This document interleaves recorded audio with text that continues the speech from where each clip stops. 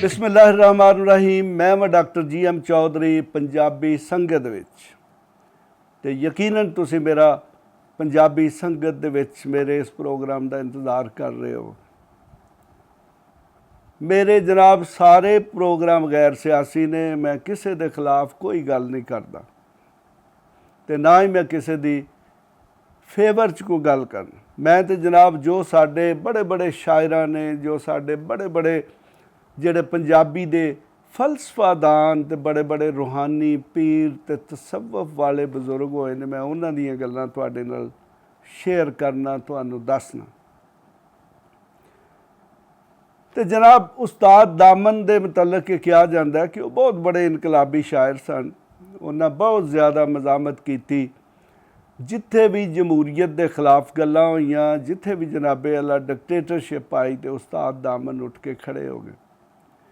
उस्ताद दामन दे कलाम नूं भी वेचिया गया, उस्ताद दामन नूं भी लुटिया गया। और उस्ताद दामन बहुत खुशकिस्मत शख्स। अगर उस्ताद दामन अमीर कबीर शख्स होंदे, यानी कि बड़े अमीर शायर होंदे, तो फिर लाहौर के गुलबर्ग च रहिंदे, मॉडल टाउन च रहिंदे, पता नहीं कित्थे कित्थे किसी बड़े वड्डे घर च रहिंदे। ते अगर वो लाहौर के किसी बड़े वड्डे घर दे विच रहिंदे हुंदे ते अज शायद उस घर का हुलिया भी बिगड़ चुकिया हुंदा ते किसी नूं पता भी ना हुंदा कि इत्थे उस्ताद दामन जैसा शख्स भी रहा। और शायद अज असीं उन्हां दी शायरी भी ना पढ़ रहे हुंदे। ज़ाहिर अमीर बंदे दी शायरी दे विच अवाम दी गल ते नहीं हुंदी। अवाम दी गल वो ही कर सकदा जिहड़ा अवाम दे विच रवे। ते उस्ताद दामन हुरी जिहड़े ने, उन्हां अपनी जिंदगी दे विच बड़े मुश्किल मौके वेखे ते उन्हां मुश्किल मौक़िਆਂ दे विच सब तो मुश्किल मौका उन्हां दा जिंदगी दे विच वो सी जदों 1947 दे विच हिंदुस्तान ते पाकिस्तान बने। पार्टीशन दे दौरान ये कहा जाता है कि उस्ताद दामन जिहड़े ने, उन्हां दी बीवी जिहड़ी है हिंदू है। अगरचे ये भी कहा जाता है कि वह बाद च मुसलमान हो गई सी, लेकिन ये कोई शक नहीं कि वह एक हिंदू खानदान नाल तल्लक सी। ये भी कहा जाता है कि उन्हां दा शायद एक बच्चा भी सी। ते जिस वक्त जनाब पार्टीशन शुरू हुई, उहदे हंगामे शुरू हो गए तो लाहौर दे विच बड़ी वड्डी आबादी सी हिंदुआं और सिखां दी। और उस्ताद दामन हुरी चूँकि नेहरू दे कहण ते कांग्रेस के जिहड़े मशायरे ने उन्होंने पढ़ते सन, तो इस करके उन्हां ते लेबल लग चुकिया सी कि वो कांग्रेस के शायर ने, वो कांग्रेस के नज़रियात के हामी ने। तो उसका जनाब नतीजा ये निकलिया कि उस्ताद दामन हुरां दा घर जिहड़ा उन्होंने साड़ दिता गया, उन्हां दी दुकान नूं साड़ दिता गया। और उस्ताद दामन हुरां बड़ी मुश्किल नाल अपनी जान बचाई। और उस्ताद दामन दी बीवी और बच्चा जिहड़े ने वो भी उस दे विच गायब हो गए, गुम हो गए। और फिर 2-4 महीनों बाद जदों वो मिले तो बीवी शदीद बीमार सी और बच्चा भी शदीद बीमार सी, और वो फिर जिंदा ना रह सके। उस तो बाद उस्ताद दामन ने सारी जिंदगी शादी नहीं सी की थी। तो उस्ताद दामन पहले कहते जी कि लारेंस गार्डन एक किसी छोटे जे जगह च रहे, फिर उतों उन्हें जनाब अपना भांडा टींडा चुकया ते दाता दरबार के सामने एक शाह हुसैन का जिहड़ा हुजरा सी वो मौजूद सी, और उस वक्त वो खाली सी। तो उस्ताद दामन उस हुजरे दे विच, उस छोटे जे कोठड़ी दे विच, उस छोटे जे मकान दे विच आके डेरा ला लिया। ज़रा गौर करो मैं की कह रहा कि ਉਸਤਾਦ ਦਾਮਨ ਉਸ ਕੋਠੜੀ ਦੇ ਵਿੱਚ ਆ ਗਏ ਜਿੱਥੇ ਸਾਰੀ ਜ਼ਿੰਦਗੀ ਸ਼ਾਹ ਹੁਸੈਨ ਨੇ ਗੁਜ਼ਾਰੀ ਸੀ। ਸ਼ਾਹ ਹੁਸੈਨ ਮਾਧੂ ਲਾਲ, ਜਿਨ੍ਹਾਂ ਦਾ ਲਾਹੌਰ ਦੇ ਵਿੱਚ ਬਾਗਬਾਨਪੁਰੇ ਸ਼ਾਲੀਮਾਰ ਬਾਗ ਦੇ ਕਰੀਬ ਮੇਲਾ ਚਿਰਾਗਾਂ ਹਰ ਸਾਲ ਮਨਾਇਆ ਜਾਂਦਾ ਹੈ। ਲਾਹੌਰ ਦੀ ਜਿਹੜੀ ਸਕਾਫਤ ਤੇ ਰਹਿਤਲੇ ਉਹਦੇ ਵਿੱਚੋਂ ਅਗਰ ਮੇਲਾ ਚਿਰਾਗਾਂ ਨੂੰ ਕੱਢ ਦਿੱਤਾ ਜਾਏ ਤਾਂ ਬਾਕੀ ਕੁਛ ਵੀ ਨਹੀਂ ਬਚਦਾ। ਹਰ ਲਾਹੌਰੀਆ ਸ਼ਾਹ ਹੁਸੈਨ ਦੇ ਮੁਤਲਕ ਜਾਣਦਾ ਹੈ ਤੇ ਮਾਧੂ ਲਾਲ ਹੁਸੈਨ ਦੇ ਮੁਤਲਕ ਵੀ ਜਾਣਦਾ ਹੈ ਤੇ ਮੇਲਾ ਚਿਰਾਗਾਂ ਦੇ ਮੁਤਲਕ ਵੀ ਜਾਣਦਾ ਹੈ। ਤੇ ਜਨਾਬ ਉਸੇ ਸ਼ਾਹ ਹੁਸੈਨ ਦੀ ਕੋਠੜੀ ਦੇ ਵਿੱਚ ਉਸਤਾਦ ਦਾਮਨ ਆ ਕੇ ਬਹਿ ਜਾਂਦੇ ਨੇ ਔਰ ਫਿਰ ਜਨਾਬ ਮਰਨ ਤੱਕ ਉਸੇ ਕੋਠੜੀ ਦੇ ਵਿੱਚ ਹੀ ਰਹੇ।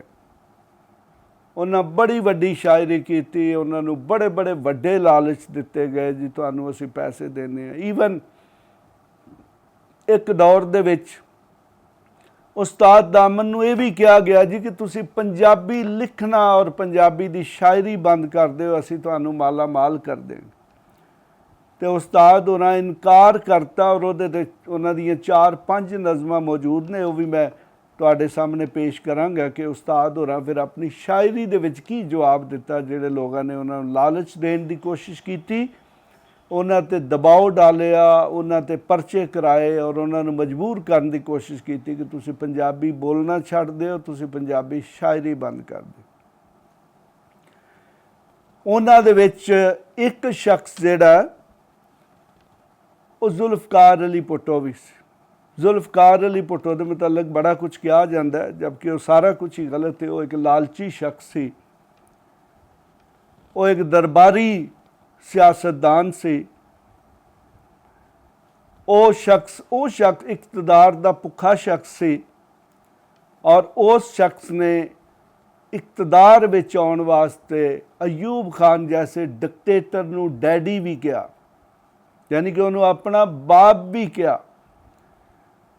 ਸਿਆਸਤ ਦੇ ਵਿੱਚ ਲੋਕ ਗਲਤ ਠੀਕ ਨਜ਼ਰੀਆਤ ਦੀ ਤੇ ਤਾਈਦ ਔਰ ਹਮਾਇਤ ਕਰਦੇ ਨੇ, ਲੇਕਿਨ ਜਿਤਨੀ ਇੰਤਹਾ ਤੇ ਭੁੱਟੋ ਸਾਹਿਬ ਪਹੁੰਚੇ ਉਨੀ ਇੰਤਹਾ ਤੱਕ ਕਮ ਅਜ਼ ਕਮ ਮੈਂ ਕੋਈ ਕਿਸੇ ਸ਼ਖਸ ਨੂੰ ਨਹੀਂ ਦੇਖਿਆ ਕਿ ਉਹ ਇੰਨਾ ਥੱਲੇ ਗਿਰ ਗਿਆ ਹੋਵੇ ਇਕਤਦਾਰ ਦੀ ਖਾਤਰ ਕਿ ਉਹਨੇ ਭੁੱਟੋ ਅਯੂਬ ਖਾਨ ਜੈਸੇ ਡਿਕਟੇਟਰ ਨੂੰ ਡੈਡੀ ਕਹਿਣਾ ਸ਼ੁਰੂ ਕਰਤਾ। ਇਹ ਮੈਂ ਆਪਣੀ ਤਰਫੋਂ ਨਹੀਂ ਕਹਿ ਰਿਹਾ, ਇਹ ਤਾਰੀਖੀ ਹਕਾਇਕ ਹੈ ਔਰ ਬਹੁਤ ਸਾਰੇ ਲੋਕ ਮੌਜੂਦ ਨੇ ਜਿਹੜੇ ਇਸ ਚੀਜ਼ ਦੇ ਗਵਾਹ ਨੇ, ਅਗਰਚੇ ਬਹੁਤ ਸਾਰੇ ਜਿਹੜੇ ਨੇ ਇਸ ਦੁਨੀਆ ਤੋਂ ਚਲੇ ਗਏ। ਤੇ ਯਕੀਨਨ ਉਸਤਾਦ ਦਾਮਨ ਜਿਹੜੇ ਨੇ ਉਹ ਵੀ ਇੱਕ ਇਨਕਲਾਬੀ ਸ਼ਾਇਰ ਸਨ, ਯਾਨੀ ਕਿ ਪੀਪਲਸ ਪਾਰਟੀ ਦੇ ਬਰਸਰੇ ਇਕਤਦਾਰ ਆਉਣ ਤੋਂ ਪਹਿਲਾਂ ਤੱਕ ਉਸਤਾਦ ਦਾਮਨ ਨੂੰ ਇਸਤੇਮਾਲ ਕੀਤਾ ਗਿਆ, ਚੂँकि ਉਹਨਾਂ ਦਾ ਨਜ਼ਰੀਆ ਇਨਕਲਾਬ ਸੀ ਔਰ ਪੀਪਲ ਪਾਰਟੀ ਨੇ ਵੀ ਜਦੋਂ ਰੋਟੀ ਕੱਪੜੇ ਔਰ ਮਕਾਨ ਦਾ ਨਾਰਾ ਲਾਇਆ ਤੇ ਯਕੀਨਨ ਉਸਤਾਦ ਦਾਮਨ ਵੀ ਇਹੋ ਇਨਕਲਾਬ ਚਾਹੁੰਦੇ ਸੀ। ਲੇਕਿਨ ਜਿਸ ਵਕਤ ਭੁੱਟੋ ਸਾਹਿਬ ਇਕਤਦਾਰ ਵਿੱਚ ਆ ਗਏ ਤੇ ਫਿਰ ਉਹਨਾਂ ਉਹ ਨਾਰਾ ਆਪਣਾ ਪਾਸੇ ਰੱਖ ਕੇ ਤੇ ਆਪਣੀ ਡਿਕਟੇਟਰਸ਼ਿਪ ਜਦੋਂ ਸ਼ੁਰੂ ਕੀਤੀ, ਮਨਮਾਨੀ ਸ਼ੁਰੂ ਕੀਤੀ, ਤਾਕਤ ਦਾ ਇਸਤੇਮਾਲ ਕੀਤਾ, ਤੇ ਫਿਰ ਉਸਤਾਦ ਦਾਮਨ ਆਪਣੀ ਹਸਬੇ ਆਦਤ, ਆਪਣੀ ਆਦਤ ਦੇ ਮੁਤਾਬਕ ਫਿਰ ਇੱਕ ਡਿਕਟੇਟਰ, ਇੱਕ ਜਮਹੂਰੀ ਡਿਕਟੇਟਰ ਜਿਹੜਾ ਉਹਦੇ ਸਾਹਮਣੇ ਖੜੇ ਹੋ ਗਏ। ਤੇ ਫਿਰ ਜਨਾਬ ਉਸਤਾਦ ਦਾਮਨ ਨੇ ਭੁੱਟੋ ਔਰ ਉਹਦੀ ਪਾਰਟੀ ਦੇ ਜਿਹੜੇ ਮੁਖਤਲਿਫ ਲੀਡਰ ਸਨ ਉਹਨਾਂ ਦੇ ਮੁਤਲਕ ਕੀ ਕਿਹਾ, ਪਤਾ ਨਹੀਂ ਤੁਸੀਂ ਉਸਤਾਦ ਦਾਮਨ ਹੋਰਾਂ ਨਾਲ ਇਤਫਾਕ ਕਰੋਗੇ ਜਾਂ ਨਹੀਂ ਕਰੋਗੇ। ਤੇ ਚਲੋ ਮੇਰਾ ਇਤਫਾਕ ਕਰਨਾ ਜ਼ਰੂਰੀ ਨਹੀਂ, ਤੇ ਮੈਂ ਤੇ ਇੰਨਾ ਹੀ ਕਹਾਂਗਾ ਜੀ ਕਿ ਉਸਤਾਦ ਦਾਮਨ ਹੋਰਾਂ ਜੋ ਕੁਝ ਕਿਹਾ, ਉਸਤਾਦ ਦਾਮਨ ਜਿੰਦਾ ਵੱਡਾ ਮੈਂ ਨਹੀਂ ਸਮਝਦਾ ਕੋਈ ਫਲਸਫੀ ਹੈ ਜਿਹੜਾ ਪੰਜਾਬ ਦੀ ਮੁਆਸ਼ਰਤੀ ਨਫਸੀਆਤ, ਪੰਜਾਬ ਦੀ ਇਕਤਸਾਦੀ ਤੇ ਮੁਆਸ਼ੀ ਨਫਸੀਆਤ ਨੂੰ ਤੇ ਜ਼ਰੂਰਤਾਂ ਨੂੰ ਸਮਝਦਾ ਹੋਵੇ। ਚूँकि ਉਹ ਸਾਰੀ ਉਮਰ ਇੱਕ ਗਰੀਬ ਸ਼ਖਸ ਰਿਹਾ ਤੇ ਉਹਨੇ ਸਾਰੀ ਜ਼ਿੰਦਗੀ ਪੰਜਾਬ ਦੇ ਲੋਕਾਂ ਵਾਸਤੇ ਔਰ ਪਾਕਿਸਤਾਨ ਦੇ ਲੋਕਾਂ ਵਾਸਤੇ ਕੰਮ ਕੀਤਾ। ਤੇ ਇਸ ਕਰਕੇ ਉਸਤਾਦ ਹੋਰਾਂ ਜੋ ਕੁਝ ਵੀ ਕਿਹਾ, ਮੇਰੇ ਖਿਆਲ ਦੇ ਮੁਤਾਬਕ ਉਹਦੇ ਤੋਂ ਮੰਨਣ ਤੋਂ ਕੋਈ ਇਨਕਾਰ ਨਹੀਂ ਕੀਤਾ ਜਾ ਸਕਦਾ। ਲੇਕਿਨ ਇੱਥੇ ਬੜੇ ਬੜੇ ਜਿਆਲੇ ਤੇ ਬੜੇ ਬੜੇ ਮਤਵਾਲੇ ਤੇ ਬੜੇ ਬੜੇ ਪਤਾ ਨਹੀਂ ਕੀ ਕੁਛ ਨੇ, ਉਹਨਾਂ ਨਾਲ ਜੋ ਮਰਜ਼ੀ ਕਰ ਲਓ, ਉਹਨਾਂ ਦੇ ਦਿਮਾਗਾਂ ਤੇ ਉਹਨਾਂ ਦੀਆਂ ਸੋਚਾਂ ਤੇ ਜੰਦਰੇ ਲੱਗ ਗਏ ਨੇ। ਉਹ ਆਪਣੀਆਂ ਸੋਚਾਂ ਨੂੰ ਬਦਲਣ ਲਈ ਤਿਆਰ ਨਹੀਂ, ਉਹ ਆਪਣੀਆਂ ਅੱਖਾਂ ਨੂੰ ਖੋਲ੍ਹਣ ਲਈ ਤਿਆਰ ਨਹੀਂ। ਤੇ ਇਹੋ ਹੀ ਲੋਕ ਨੇ ਕਿ ਜਿਹੜੇ ਕਿਸੇ ਵੀ ਮੁਲਕ ਵਾਸਤੇ ਤਬਾਹੀ ਦਾ ਬਾਇਸ ਬਣਦੇ ਨੇ ਔਰ ਬੜੇ ਬੜੇ ਡਿਕਟੇਟਰਾਂ ਦੇ ਨਾਲ ਖੜੇ ਹੁੰਦੇ ਨੇ ਤੇ ਉਹਨਾਂ ਦੀਆਂ ਖੁਸ਼ਾਮਦਾਂ ਕਰ ਰਹੇ ਹੁੰਦੇ ਨੇ ਔਰ ਉਹਨਾਂ ਨੂੰ ਉਹ ਲਕਬ ਦੇ ਦਿੰਦੇ ਨੇ ਕਿ ਜਿਹੜਾ ਤੁਸੀਂ ਸੋਚ ਵੀ ਨਹੀਂ ਸਕਦੇ।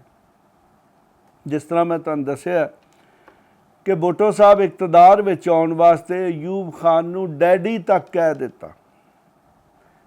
ਤੇ ਹੁਣ ਮੈਂ ਦੱਸਣਾ ਜੀ ਕਿ ਉਸਤਾਦ ਦਾਮਨ ਹੋਰਾਂ ਕੀ ਕਿਹਾ ਭੁੱਟੋ ਸਾਹਿਬ ਦੇ ਮੁਤਲਕ ਔਰ ਉਹਨਾਂ ਦੀ ਟੀਮ ਦੇ ਮੁਤਲਕ।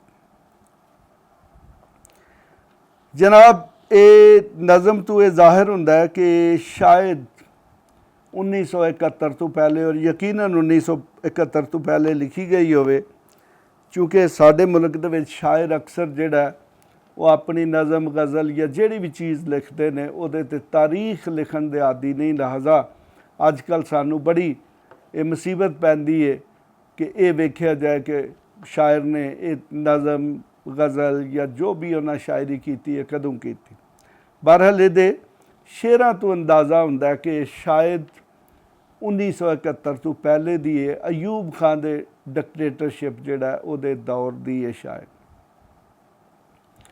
ਜਨਾਬ, ਉਸਤਾਦ ਦਾਮਨ ਕੀ ਕਹਿੰਦੇ ਨੇ, ਇੱਕੋ ਬੰਦਾ ਹੈ ਪਾਕਿਸਤਾਨ ਅੰਦਰ, ਇੱਕੋ ਬੰਦਾ ਹੈ ਪਾਕਿਸਤਾਨ ਅੰਦਰ, ਹੋਰ ਸਭੇ ਅਵਾਮ ਕਹਾਣੀਆਂ ਨੇ। ਇੱਕੋ ਬੰਦਾ ਹੈ ਪਾਕਿਸਤਾਨ ਅੰਦਰ, ਹੋਰ ਸਭੇ ਅਵਾਮ ਕਹਾਣੀਆਂ ਨੇ। ਭਾਵੇਂ ਬੁੱਟੋ ਤੇ ਭਾਵੇਂ ਵਟੂ ਹੋਵੇ, ਭਾਵੇਂ ਬੁੱਟੋ ਤੇ ਭਾਵੇਂ ਵਟੂ ਹੋਵੇ, ਸਦਰ ਅਯੂਬ ਦੀਆਂ ਸਭ ਵਟਵਾਨੀਆਂ ਨੇ। ਹੁਣ ਮੈਂ ਇੱਥੇ ਤੁਹਾਨੂੰ ਵਟਵਾਨੀਆਂ ਦਾ ਤਰਜਮਾ ਤੇ ਨਹੀਂ ਦੱਸਾਂਗਾ, ਯਕੀਨਨ ਜਿਹੜੇ ਪੰਜਾਬੀ ਨੇ ਉਹ ਬੜੀ ਅੱਛੀ ਤਰ੍ਹਾਂ ਜਾਣਦੇ ਨੇ ਕਿ ਵਟਵਾਨੀ ਕਿਹਨੂੰ ਕਹਿੰਦੇ ਨੇ। ਦੇਖੋ ਕਿ ਉਸਤਾਦ ਹੋਰਾਂ ਨੇ ਕੀ ਕਿਹਾ ਹੈ, ਮੈਂ ਫੇਰ ਪੜ੍ਹਨਾ। ਇੱਕੋ ਬੰਦਾ ਹੈ ਪਾਕਿਸਤਾਨ ਅੰਦਰ, ਹੋਵੇ ਹੋਰ ਸਭੇ ਅਵਾਮ ਕਹਾਣੀਆਂ ਨੇ। ਇੱਕੋ ਬੰਦਾ ਹੈ ਪਾਕਿਸਤਾਨ ਅੰਦਰ, ਹੋਰ ਸਭੇ ਅਵਾਮ ਕਹਾਣੀਆਂ ਨੇ। ਭਾਵੇਂ ਬੁੱਟੋ ਹੋਵੇ ਤੇ ਭਾਵੇਂ ਵਟੂ ਹੋਵੇ, ਸਦਰ ਅਯੂਬ ਦੀਆਂ ਸਭ ਵਟਵਾਨੀਆਂ ਨੇ। ਅਗਲਾ ਸ਼ੇਰ ਹੈ, ਸੁਣ ਜਾ ਜਾਂਦਿਆ ਜਾਂਦਿਆ ਰਾਹੀਆ, ਸੁਣ ਜਾ ਜਾਂਦਿਆ ਜਾਂਦਿਆ ਰਾਹੀਆ, ਮਰ ਗਿਆ ਅਯੂਬ ਤੇ ਫਸ ਗਿਆ ਯਾਇਆ, ਮਰ ਗਿਆ ਅਯੂਬ ਤੇ ਫਸ ਗਿਆ ਯਾਇਆ। ਕੰਮਕਾਰ ਬੰਦੇ ਦੇ ਗਾਓ ਮਾਇਆ, ਕੰਮਕਾਰ ਬੰਦ ਤੇ ਗਾਓ ਮਾਇਆ, ਕੰਮਕਾਰ ਬੰਦ ਤੇ ਗਾਓ ਮਾਇਆ। ਜੀਓ ਜੀ ਮੇਰੇ ਡੋਲ ਸਿਪਾਹੀਆ। ਜਨਾਬ, ਅਗਰ ਅਸੀਂ ਆਖਰੀ ਜਿਹੜੇ ਸ਼ੇਰ ਨੇ ਦੋ, ਇਹਨਾਂ ਨੂੰ ਅਗਰ ਇਹਨਾਂ ਤੋਂ ਅੰਦਾਜ਼ਾ ਲਾਈਏ ਤੇ ਇਸ ਤੋਂ ਇਹ ਅੰਦਾਜ਼ਾ ਹੁੰਦਾ ਕਿ ਸ਼ਾਇਦ ਯਾਹੀਆ ਦੇ ਦੌਰ, ਜਨਰਲ ਯਾਹੀਆ ਖਾਨ ਜਿਹੜੇ ਨੇ ਉਹਨਾਂ ਦੇ ਦੌਰ ਦੇ ਵਿੱਚ ਨਜ਼ਮ ਲਿਖੀ ਗਈ। ਕਿਉਂਕਿ ਉਹ ਕਹਿੰਦੇ ਨੇ, ਸੁਣ ਜਾ ਜਾਂਦਿਆ ਜਾਂਦਿਆ ਰਾਹੀਆ, ਮਰ ਗਿਆ ਅਯੂਬ ਤੇ ਫਸ ਗਿਆ ਯਾਹੀਆ। ਕੰਮਕਾਰ ਬੰਦ ਤੇ ਗਾਓ ਮਾਇਆ, ਜੀਓ ਜੀ ਮੇਰੇ ਡੋਲ ਸਿਪਾਹੀਆ। ਯਾਨੀ ਕਿ ਉਹ ਕਹਿੰਦੇ ਨੇ ਕਿ ਇਹ ਰਾਹੀਆ ਸੁਣ ਜਾ ਮੇਰੀ ਗੱਲ। ਉਹ ਕਹਿੰਦੇ ਨੇ ਕਿ ਅਯੂਬ ਜਿਹੜਾ ਉਹ ਤਾਂ ਵਿਚਾਰਾ ਫਾਰਗ ਹੋ ਗਿਆ ਤੇ ਯਾਹੀਆ ਫਸ ਗਿਆ। ਉਹ ਕਹਿੰਦੇ ਜੀ ਕੰਮਕਾਰ ਵੀ ਸਾਰੇ ਬੰਦ ਨੇ ਤੇ ਲਿਹਾਜ਼ਾ ਹੁਣ ਤੁਸੀਂ ਸਾਰੇ ਮਾਇਆ ਗਾਓ। ਤੇ ਮਾਇਆ ਕੀ ਕਹਿੰਦੇ ਨੇ, ਉਹ ਆਂਦੇ ਨੇ ਇਹ ਗਾਓ ਜੀ ਕਿ ਜੀਓ ਜੀ ਮੇਰੇ ਡੋਲ ਸਿਪਾਹੀਆ। ਦੁਬਾਰਾ ਪੜ੍ਹਨਾ, ਜਸਟ 8 ਸ਼ੇਰ ਨੇ, ਯਕੀਨਨ ਤੁਸੀਂ ਦੁਬਾਰਾ ਮਜ਼ਾ ਲਓਗੇ। ਹੁਣ ਮੈਂ ਪੂਰੀ ਨਜ਼ਮ ਪੂਰੇ ਫਲੋ 'ਚ ਪੜ੍ਹਨਾ। ਇੱਕੋ ਬੰਦਾ ਹੈ ਪਾਕਿਸਤਾਨ ਅੰਦਰ, ਹੋਰ ਸਭੇ ਅਵਾਮ ਕਹਾਣੀਆਂ ਨੇ। ਇੱਕੋ ਬੰਦਾ ਹੈ ਪਾਕਿਸਤਾਨ ਅੰਦਰ, ਹੋਰ ਸਭੇ ਅਵਾਮ ਕਹਾਣੀਆਂ ਨੇ। ਭਾਵੇਂ ਬੁੱਟੋ ਹੋਵੇ ਤੇ ਭਾਵੇਂ ਵਟੂ ਹੋਵੇ, ਸਦਰ ਅਯੂਬ ਦੀਆਂ ਸਭ ਵਟਵਾਨੀਆਂ ਨੇ। ਭਾਵੇਂ ਬੁੱਟੋ ਹੋਵੇ ਤੇ ਭਾਵੇਂ ਵਟੂ ਹੋਵੇ, ਸਦਰ ਅਯੂਬ ਦੀਆਂ ਸਭ ਵਟਵਾਨੀਆਂ ਨੇ। ਸੁਣ ਜਾ ਜਾਂਦਿਆ ਜਾਂਦਿਆ ਰਾਹੀਆ, ਮਰ ਗਿਆ ਅਯੂਬ ਤੇ ਫਸ ਗਿਆ ਯਾਹੀਆ। ਸੁਣ ਜਾ ਜਾਂਦਿਆ ਜਾਂਦਿਆ ਰਾਹੀਆ, ਮਰ ਗਿਆ ਅਯੂਬ ਤੇ ਫਸ ਗਿਆ ਯਾਹੀਆ। ਕੰਮਕਾਰ ਬੰਦ ਤੇ ਗਾਓ ਮਾਇਆ, ਜੀਓ ਜੀ ਮੇਰੇ ਡੋਲ ਸਿਪਾਹੀਆ। ਕੰਮਕਾਰ ਬੰਦ ਤੇ ਗਾਓ ਮਾਇਆ, ਜੀਓ ਜੀ ਮੇਰੇ ਡੋਲ ਸਿਪਾਹੀਆ।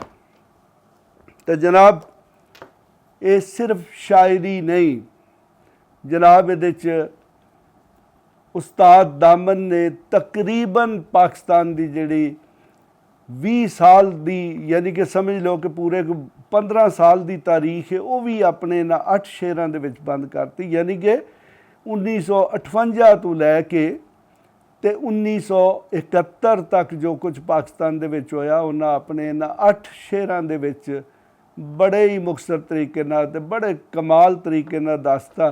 ਤੇ ਨਾਲ ਉਹਨਾਂ ਇਹ ਵੀ ਦੱਸਤਾ ਕਿ ਪਾਕਿਸਤਾਨ ਦੇ ਜਿਹੜੇ ਬੜੇ ਬੜੇ ਵੱਡੇ ਸਿਆਸੀ ਲੀਡਰ ਬਣਦੇ ਨੇ ਉਹਨਾਂ ਦੀ ਕੀ ਔਕਾਤ ਹੈ। ਤੇ ਜਨਾਬ ਉਹਨਾਂ ਔਕਾਤ ਬੜੇ ਦਿਲਚਸਪ ਤਰੀਕੇ ਨਾਲ ਦੱਸੀ। ਉਹਨਾਂ ਕਿਹਾ ਜੀ ਕਿ ਭਾਵੇਂ ਭੁੱਟੋ ਹੋਵੇ ਤੇ ਭਾਵੇਂ ਵੱਟੂ ਹੋਵੇ, ਸਦਰ ਅਯੂਬ ਦੀਆਂ ਸਭ ਵਟਵਾਨੀਆਂ ਨੇ। ਤੇ ਜਨਾਬ ਅੱਜ ਵੀ ਜਦੋਂ ਅਸੀਂ ਆਪਣੇ ਇਰਦ ਗਿਰਦ ਦੇਖਦੇ ਹਾਂ ਤੇ ਸਾਰੇ ਸਿਆਸਤਦਾਨ ਇਸੇ ਤਰ੍ਹਾਂ ਦੇ ਨਜ਼ਰ ਆਉਂਦੇ ਨੇ। ਕੋਈ ਸਿਆਸਤਦਾਨ ਆਜ਼ਾਦ ਸਿਆਸਤਦਾਨ ਨਹੀਂ ਨਜ਼ਰ ਆਉਂਦਾ। ਹਰ ਕੋਈ ਕਿਸੇ ਨਾ ਕਿਸੇ ਦੀ ਗੱਲ ਕਰਦਾ, ਆਪਣੀ ਗੱਲ ਕੋਈ ਨਹੀਂ ਕਰਦਾ, ਆਪਣਾ ਨਜ਼ਰੀਆ ਕਿਸੇ ਦਾ ਨਹੀਂ। ਹਰ ਸਿਆਸਤਦਾਨ ਇਕਤਦਾਰ ਵਿੱਚ ਆਉਣ ਵਾਸਤੇ ਹਰ ਕਿਸਮ ਦਾ ਕੰਪਰੋਮਾਈਜ਼ ਤੇ ਸਮਝੌਤਾ ਕਰਨ ਲਈ ਤਿਆਰ ਹੈ। ਤੇ ਜਨਾਬ ਅਗਰ ਇਹੀ ਹਾਲਾਤ ਰਹੇ ਤੇ ਫਿਰ ਉਹ ਹੀ ਕੁਝ ਹੋਵੇਗਾ ਜਿਹੜਾ ਉਸਤਾਦ ਦਾਮਨ ਨੇ ਕਿਹਾ। ਤੇ ਪਾਕਿਸਤਾਨ ਪਹਿਲੇ ਹੀ ਬੜਾ ਇਹਨਾਂ ਚੀਜ਼ਾਂ ਤੋਂ ਨੁਕਸਾਨ ਕਰ ਚੁੱਕਾ ਹੈ ਤੇ ਮਜ਼ੀਦ ਨੁਕਸਾਨ ਵੀ ਹੋਏਗਾ। ਤੇ ਲਿਹਾਜ਼ਾ ਮੈਂ ਤੇ ਪਾਕਿਸਤਾਨੀਆਂ ਨੂੰ ਇਹੀ ਕਹਿ ਸਕਣਾ ਕਿ ਉਸਤਾਦ ਦਾਮਨ ਦੀ ਸ਼ਾਇਰੀ ਨੂੰ ਪੜ੍ਹੋ ਤੇ ਉਹਦੇ 'ਚ ਉਹਨਾਂ ਜਿਹੜੀਆਂ ਚੀਜ਼ਾਂ ਸਾਡੇ ਸਾਹਮਣੇ ਲਿਆਂਦੀਆਂ ਨੇ ਉਹਨਾਂ 'ਤੇ ਅਮਲ ਵੀ ਕਰੋ। ਇਸ ਦੇ ਨਾਲ ਹੀ ਖੁਦਾ ਹਾਫਿਜ਼। ਇਸ ਤਰ੍ਹਾਂ ਦੀਆਂ ਹੋਰ ਵੀਡੀਓਜ਼ ਲਈ ਇਸ ਚੈਨਲ ਨੂੰ ਸਬਸਕ੍ਰਾਈਬ ਕਰੋ ਅਤੇ ਜੇਕਰ ਤੁਹਾਡੇ ਕੋਈ ਸਵਾਲ ਹਨ ਤਾਂ ਸਾਨੂੰ ਕਮੈਂਟ ਵਿੱਚ ਪੁੱਛੋ ਅਤੇ ਇਸ ਵੀਡੀਓ ਨੂੰ ਆਪਣੇ ਦੋਸਤਾਂ ਅਤੇ ਯਾਰਾਂ ਨਾਲ ਸ਼ੇਅਰ ਕਰੋ।